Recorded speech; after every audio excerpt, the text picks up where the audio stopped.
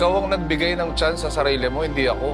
Kasi pag natapos lahat ng to, at the end of the day, ikaw pa rin yan. Pero siguro yun lang yung gusto kong makita mo rin dito sa trip natin na to na pag nagdesisyon ka na tama yung gawin mo, marami kang ibang pwede pang makita.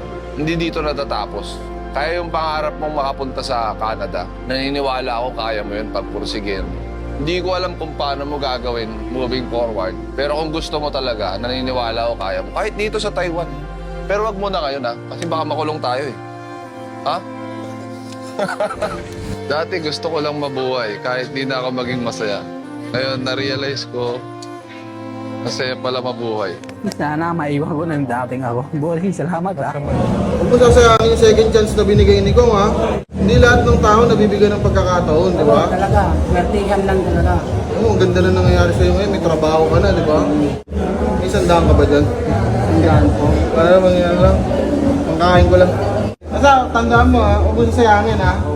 Ito, hindi ko rin sasayangin ito.